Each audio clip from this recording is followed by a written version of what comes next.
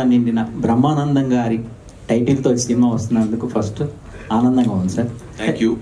అంటే మీ పేరు మీద ఈ సినిమా వస్తున్నప్పుడు మీకు ఒక చిన్న టెన్షన్ ఉండిందా, లేక ఈ సినిమా యాక్సెప్ట్ చేయడానికి రీజన్ ఏంటి? అంటే రీసెంట్ టైమ్స్లో మీరు చాలా చూజీగా ఉంటున్నారు, సినిమాలు చేయట్లేదు కదా. అవునా, అంటే టెన్షన్ అనే పదం ఇప్పుడే కాదు, ఇప్పుడు లేదు, దేవుడి వల్ల.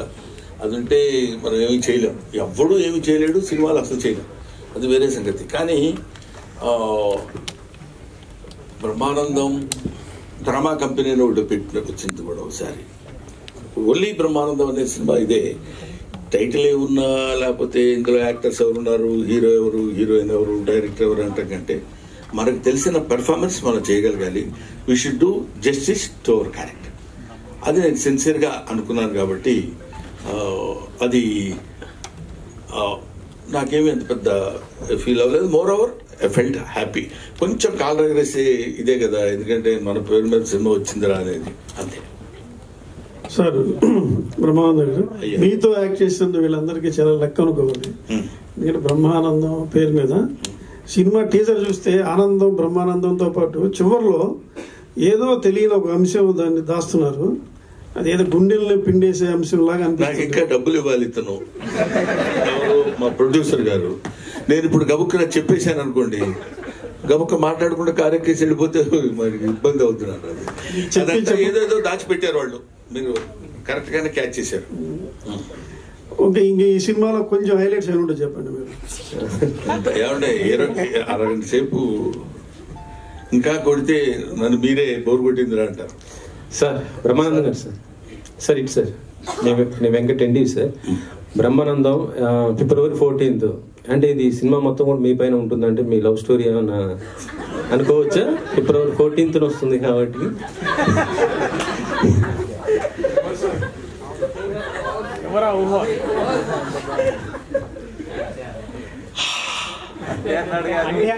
రెడ్డి గారు, మీరు నేను మాట్లాడుకోవాల్సిన మాట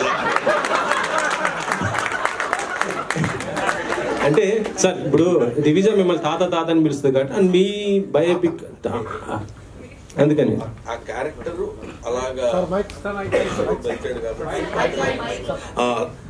సారీ, ఎంత తప్పు చేశారు తెలియదు. అందరూ ఆ క్యారెక్టర్ అలాంటిది కాబట్టి వెంకటరెడ్డి గారు సరదాగా తాత అని పిలవటం మనవుడికి తాతకి ఉన్న మధ్య. అందుకనే ఇవన్నీ భరించేందుకుంటున్నాను తెలుసా అనగానే శాండీలే ఒకసారి ఫేస్ మార్చి తాత మనవాళ్ళు ఇద్దరిని ఒక దీనిలో చూపించాడు. అక్కడ వాళ్ళు ఏదో చెప్పాలనుకుంటారు, అది బహుశా ప్రీ రిలీజ్ ఫంక్షన్లో చెప్పడానికి కూడా రెడీగా ఉన్నట్టున్నారు. Anyway, it's a good sensation, దాన్ని ఏమంటారు, sensitive subject with comedy. Comedy stalwarts like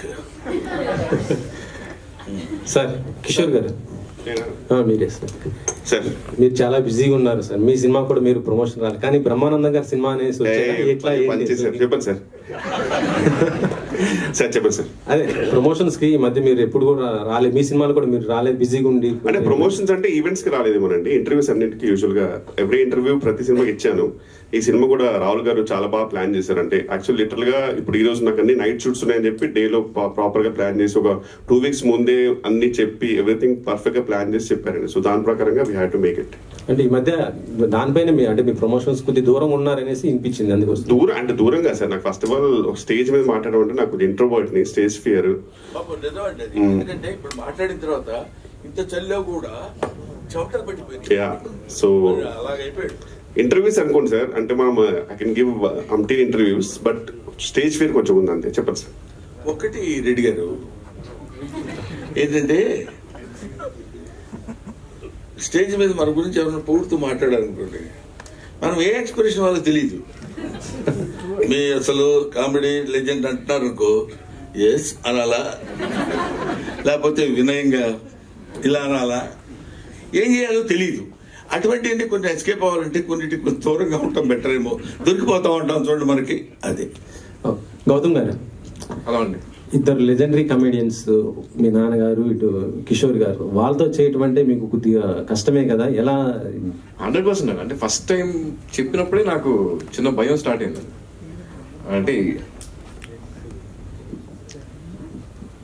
అదే బేసిక్గా ఆయన ఫస్ట్ ఎప్పుడైతే వీళ్ళిద్దరితో పాటు అన్నప్పుడే నాకు కొంచెం చిన్న షివర్ స్టార్ట్ అయింది. ఫస్ట్ డే షూట్కి మేము వెళ్ళినప్పుడు నాన్నగారితో ఫస్ట్ షాట్ ఉండింది. ఆ సీన్లో బేసిక్గా నేను ఆయన కొంచెం అంటే డామినేట్ చేసి మాట్లాడాల్సిన సీన్ అనమాట. చాలా భయపడుతున్నా. అంటే ఇప్పుడు నేను ఆయన్ని ఎదురుగా ఫేస్ చేసి ఇంట్లో పర్సనల్గా ఉన్నప్పుడు మా ఇద్దరి ఆ టైమింగ్ అది వేరే ఉంటుంది, మీరు మాట్లాడుకుంటాం నవ్వుకుంటాం అంతే. బట్ కెమెరా ముందు యాక్షన్ అయినప్పుడు చిన్న షివర్ స్టార్ట్ అయింది. తర్వాత ఒకసారి పిలిచారు వ్యాన్లోకి పిలిచి, అరే నీ డైలాగ్స్ చెప్పరా అన్నారు. చెప్పా, సరిపోట్ల వాల్యూమ్ పెంచు అన్నారు. చెప్పా, సరిపోట్ల ఇంకా లౌడ్ అన్నారు. ఇప్పుడు వ్యాన్లో ఎవరైనా ఉన్నారా? నేను నువ్వే కదా ఉంది, చెప్పు అన్నారు. మొత్తం ఒక్కసారి ఓపెన్ అప్ అయితే మొత్తం డైలాగ్ ఏదైతే ఒక 1 గుడ్ డైలాగ్ అన్నారు ఓపెన్ అప్ అయిపోయి చెప్పిన తర్వాత దట్ మూమెంట్ ఐ థింక్ అక్కడ బ్రేక్ అయిపోయింది. ఇంకా అక్కడ నుంచి నాకు ఈజీ అయింది. అండ్ కిషోర్ గారితో నాకు అసలు అంటే ఆయన ఉన్నారంటే నాకు అది మోస్ట్ కంఫర్టబుల్ పర్సన్. అంటే నాకు మా ఇద్దరికి ఉన్న ర్యాప్ అలాంటిది. ఆయన సీన్ అలా చెప్తారు, ఆయన ఇంప్రవైజ్ చేసినప్పుడు మనకు తెలీదు ఆయన ఈ డైలాగ్ చెప్తారని కూడా నాకు ఐడియా రాదు. అవి ఎన్ని టేక్స్ అంటే కనీసం ఒక 10-15 టేక్స్ మినిమం పట్టేది. నేను మళ్ళీ కరెక్ట్గా షార్ట్ తీసుకురావడం నవ్వుతూనే ఉండేవాడిని కిషోర్ గారితో. So definitely it was a challenging role అన్నారు ఇది ఇద్దరిని అలా పక్కన పెట్టుకుని. బట్ ఒక విషయం ఏంటంటే ఎన్ని సినిమాలు చేసినా మళ్ళీ రేపు వచ్చి కొత్త సినిమాలో కమిట్ అవుతున్నామంటే ఆ భయం, ఆ పెరుగు అది ఉంటేనే ఆర్టిస్ట్ సక్సెస్. లేదు మనకు బోర్డంతా. ఇప్పటి వరకు చిరంజీవి గారితో నేను ఎన్నో సినిమాలు యాక్ట్ చేశాను. రేపు చిరంజీవి గారితో కొత్త సినిమాలో ఫస్ట్ షాట్ అనగానే తెలియకుండానే వచ్చిన బెరుకు స్టార్ట్ అవుతుంది. ఆ షాట్ అయిపోయి తర్వాత బాగుందని అందరూ రిలీఫ్గా ఉంటే వచ్చేది వేరు. బట్ అది దాన్ని బెరుకు అనటం కంటే మనల్ని మన సెల్ఫ్ సపోర్ట్ అది that helps us a lot. Keep it my boy, అలా ఉంటేనే better. Thank you sir. Brahmananda గారు ఇక్కడ సార్, ఇప్పుడు మీరు చాలా సినిమాలు చేశారు, చాలా రకాల క్యారెక్టర్లు చేశారు. గతంలో చేసిన క్యారెక్టర్లకు ఈ క్యారెక్టర్కు మీకున్న తేడా ఏమనిపించిందో, అంత ఇంపార్టెంట్ ఏమనిపించింది? ఒకటి. చెప్తాను, చెప్పండి. ఒకటేంటంటే ఈ మిగతా క్యారెక్టర్స్ లో కూడా తాతలాగా ఎక్కడ బహుశా నేను చేసి ఉంటాను character. This is first time brother. దాని తోడు తాతలా చేయడం అంటే ఈ క్యారెక్టర్కి తాతలా చేయడం ఒక చిన్న సర్ప్రైజ్. కొంచెం టెన్షన్గానే అనిపించింది ఎలా చేయాలనేది. న్యాచురల్గా చేయడం, తాతలు ఎలా చేస్తారో అలా చేస్తే సరిపోదు కదా అనుకునేవాడిని. తర్వాత కొడుకు మనవడయ్యాడు ఇక్కడ. అక్కడ కొంచెం జాగ్రత్తగా చూస్తూ కొంచెం కేర్ తీసుకుని చేయాల్సిన అవసరం వచ్చింది. బట్ నంబర్ ఆఫ్ క్యారెక్టర్స్ చేసినా ఏ క్యారెక్టర్ మనం చెప్పడానికి ముందు ఒక దాన్ని ఏమంటారు ఆ బిగినింగ్. ఇప్పుడు ఎన్ని కిలోమీటర్లు నడవాలన్నా మొదట ఒక అడుగు వేయాలి కదా. ఆ మొట్టమొదటి అడుగులోనే కొంచెం కేర్ ఉంటుంది. ఆ తర్వాత దిస్ ఈస్ డెఫినెట్గా ఇంకా నేను చెప్పడానికి నేను గబుక్కని మీరు అడిగితే పుస్తకం జాగ్రత్తనేమన్నారని భయంగా ఉంది. దాచిపెట్టారు వాళ్ళు, అవన్నీ మనం తర్వాత మాట్లాడుకుందాం. But I felt very happy. తాత అనే క్యారెక్టర్ నేను చేయటం కూడా, వీళ్ళు వచ్చి సరదాగా తాత తాత అని మాట్లాడుతున్నప్పుడు కూడా తాత అనే పదం చాలా అద్భుతమైన పదం అండి. చాలా మంది ఏదో తాత అనిపించుకోవడానికి సిగ్గుపడటానికో లేకపోతే బాధపడటానికో ట్రై చేస్తారు, కానీ తాత it's a greatest fullness of the man. ఒక మనిషి ఒక పరిపూర్ణత్వం వచ్చితే కానీ తాతని. ఎందుకంటే ఆఫ్టర్ ఆల్ మనకు తెలియకుండా మనం పుడతాం. మనం పుట్టిన తర్వాత మనకి పిల్లలు పుడతారు. మనకి పిల్లలు పుట్టిన తర్వాత మనం మన పిల్లల్ని ఎలా చూసామో మన పిల్లలు వాళ్ళ పిల్లల్ని అలా చూసినప్పుడు థర్డ్ జనరేషన్ వాడు మన దగ్గరకు వచ్చేసి నీకేం తెలియదు తాత, చెప్తే వినవేంటి నువ్వు అని మనవాడు అంటున్నప్పుడు మన యాక్సెప్టెన్స్ అందంగా ఉంటుంది. అక్కడ వాడు తాత అని పిలిచి మా మనవడు ఉన్నాడు, నీకు తెలీదు, నువ్వు బొమ్మలు వేస్తావు కానీ ఇలా కాదు, ఇప్పుడు లేటెస్ట్గా వచ్చింది తెలుసా ఇది అని వాడేదో 4 గీతలు గీసి చూపిస్తాడు.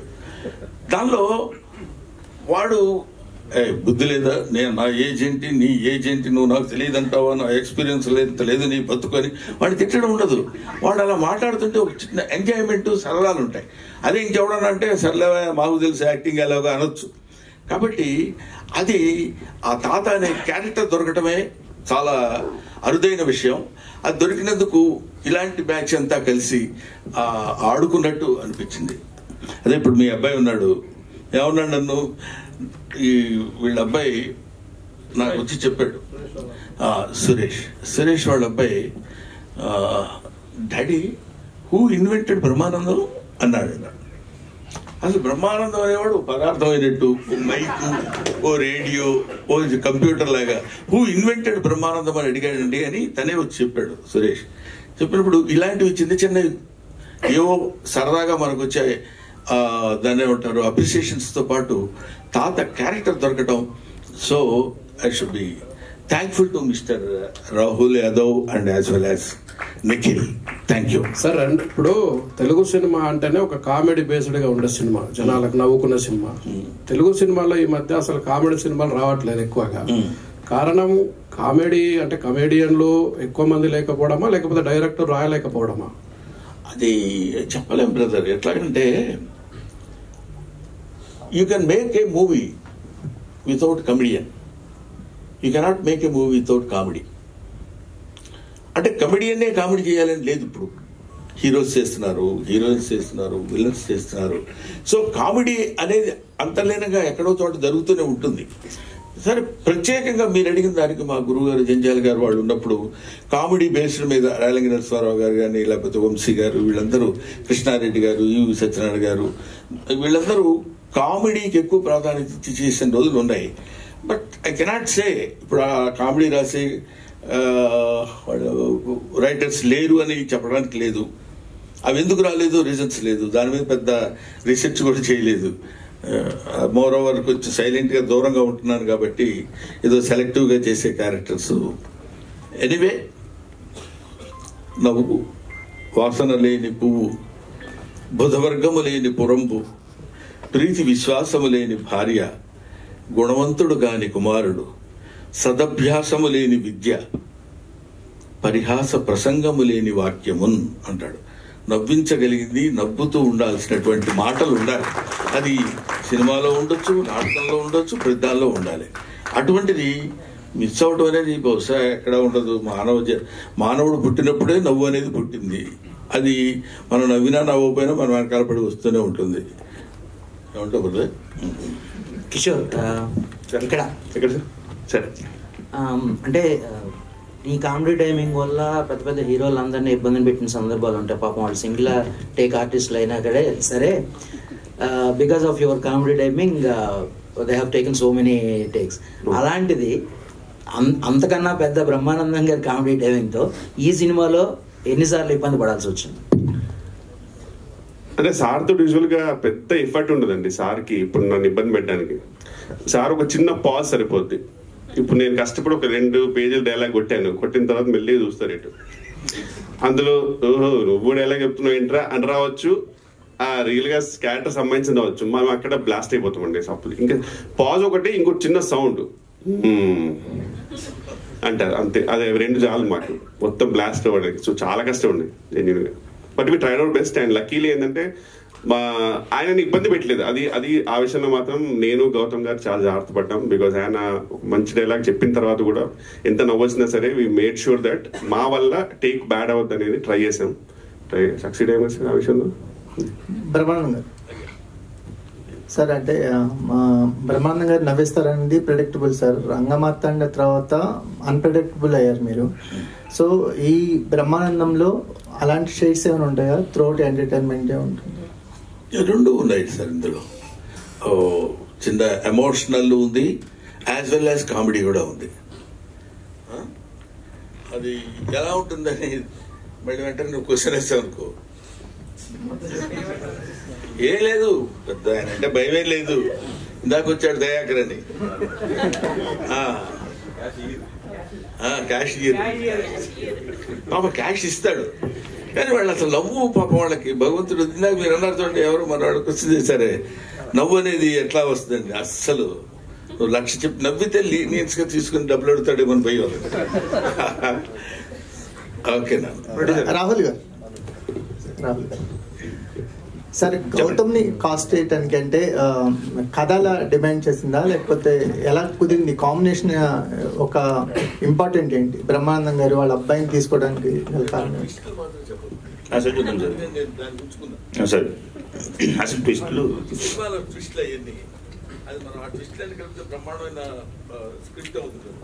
సార్ని కలిసినప్పుడు తెలియకుండా గౌతమ్ నువ్వు కలిసిన. సో జస్ట్ నార్మల్ కాన్వర్సేషన్ అంతా అయిన తర్వాత జస్ట్ అట్లా ముందెప్పుడు కలవలేదు గౌతమ్ని, సార్ని కూడా ముందెప్పుడు కలవలేదు అనుకోండి. ఫస్ట్ కలిసిన తర్వాత గౌతమ్ని కూడా కలిసిన తర్వాత somewhere I felt I mean like ఎక్కడో చిన్న ఉంది. అండ్ 3 సినిమాల నుంచి చూస్తూనే ఉన్నాను. లైక్ బీన్ ఇప్పుడు నవీన్ కానీ లేకపోతే స్టార్టింగ్లో సుమంత్ గారితో తీసిన, నవీన్తో తీసిన, తర్వాత తిరుగు. So I thought I had some and like చూసి క్యాష్ చేస్తే బాగుంటుంది. అండ్ ఇట్లాంటి కాంబినేషన్ నాకు పడి ఒప్పుకుంటారో లేదో తెలియదు. మళ్ళీ ఇప్పుడు గౌతమ్ అడిగితే మళ్ళీ బ్రహ్మానందం గారు నో అన్నారు అనుకో, అప్పుడు మళ్ళీ లోపల నుంచి డమ్ అంటుంది. కానీ బట్ ఎక్కడో అలా కుదిరి అంటే at the end of the day story అండి, స్టోరీ బాగుంది అని అంటే. అండ్ ఇట్లాంటి కాంబినేషన్ నాకు పడితే పేరు బ్రహ్మానందము సార్ పేరు మీదే ఉంది. అదొక బ్యూటిఫుల్ ట్రిబ్యూట్ నాకు సార్కి ఇవ్వాలి అని గౌతమ్ గారిని కాల్ చేయాల్సి వచ్చింది, చెయ్యాలి. అండ్ నేను బిగ్గెస్ట్ సర్ప్రైజ్ మీరు చెప్తున్నట్లు ఎంత చెప్పినా తక్కువే. సినిమా చూసిన తర్వాత మీరు మాట్లాడతారు. Biggest take away of this film is Gautam. Thank you. అంటే మీరు కాస్ట్ చేయడానికి నా రీజన్ ఫస్ట్ అడుగుదామని అదే అంటున్నా. ఫస్ట్ గౌతమ్ ని కలిసిన తర్వాత I got that idea is what I'm trying to say. Gautam గెలవక ముందు నాకు ఐడియా రాలేదు, బ్రహ్మానందం గారు ఉంటే సరిపోతుంది అని అనుకున్నా ఫస్ట్. అంతే అంతే అంతే అయ్యో క్యాష్ చేయడం. గౌతమ్ గారు మీరు కెరీర్ స్టార్ట్ చేసి 20 ఏళ్ళు అవుతుంది. బ్రహ్మానందం గారు లాంటి ఒక పిల్లర్ని ఇండస్ట్రీలో పెట్టుకుని కూడా సక్సెస్ కాకపోవడాన్ని ఎట్లా చూస్తారు? ఈ సినిమా మీకు కంబ్యాక్ ఇస్తుంది అనుకోవచ్చా, ఎట్లా చూస్తారు? అంటే సక్సెస్ రాకపోవడం అనేది నేను ఆ పదం నమ్మనండి. బేసిక్గా నేను ఇప్పుడు దాకా చేసుకుంటూ వచ్చిన అన్ని ఎక్స్పీరియన్స్తో నేను చాలా గెయిన్ చేశాను. So that is my success to be honest. అంటే వాటిల్లోంచి నేను ఒక్కొక్క సినిమాలోంచి ఏదైతే నేను అనుకున్న రేంజ్లో అది అవ్వలేదో దానిలోంచి one of the best experience నేను తీసుకున్నాను, నేను చేసిన కొన్ని సినిమాలు అయినా సరే. But end of the day నాకు పడుకునే ముందు ఒక మంచి సాటిస్ఫాక్షన్, ఒక మంచి సినిమా చేసాం, ఆ డే చాలా బాగా జరిగింది, మంచి వర్క్ జరిగింది. ఆ ప్రాసెస్ని ఎంజాయ్ చేయడం అనేది నాకు చాలా ఇష్టం అండి. సో అలాంటి ఒక ఎక్సైటింగ్ స్క్రిప్ట్ ఏదైనా ఉంటే దానికి ఫుల్ లెంత్ అంటే జస్టిఫై చేయొచ్చు, బ్లడ్ అండ్ ఫ్లెష్ పెట్టి చేయొచ్చు అన్న సినిమా కోసం వెయిట్ చేయడం వల్లే ఈ గ్యాప్ వచ్చింది తప్ప యూజువలీ అంటే every movie is an experience అండి. That time can tell. అది నా బ్యాగ్ లో క్యారీ చేసుకుంటున్నాను, నెక్స్ట్ వచ్చే సినిమాలకు వాడుకుంటూ వెళ్తున్నాను అంతే. వెన్నెల కిషోర్ గారు, అయితే లాస్ట్ మూవీ షెర్లాక్ హోమ్స్ దగ్గర మీకు మేకర్స్ కి ఇష్యూస్ అయ్యాయి, ప్రమోషన్స్ కానీ అటు ఇంటర్వ్యూస్ కూడా మీరు మెయిన్ పిల్లర్ అని వాళ్ళు అనుకుంటే ఇంటర్వ్యూస్ కూడా రాలేదు మీరు ఆ మూవీకి. ఇంటర్వ్యూస్ చేశానండి. ఇప్పుడు ఆ టాపిక్ అంటే ఇక్కడ topic we can have a different conversation about it. కానీ ఓవరాల్ ఒకటి ఏంటంటే ఓన్లీ ఈవెంట్స్ కి నేను రాలేదు. అండ్ ఓపెన్ గా చెప్పాలంటే I was not a hero of the movie. And చెప్పేటప్పుడు కూడా నన్ను కామెడీగా తీసుకున్నారు. చేసింది 10 days, 9 to 10 days. ఒక చిన్న ట్రాక్ లాగా, సినిమా స్టోరీ తెలియదు, అసలు ఏమీ తెలియదు. తర్వాత suddenly they made me hero which I had no clue. దాని తర్వాత మెయిన్ పిల్లలు అన్నారు, అసలు నాకు అది తెలియదు. So and I was in US actual, recent గానే వచ్చాను. ఇదైతే కన్ఫర్మ్ అండి, ఇందులో అబద్ధం ఏం లేదు. You can confirm with director and producer also. Thank you. And నేను వేరే డేట్ ప్లాన్ చేసుకుంటే ఈ ఈవెంట్ కూడా కిషోర్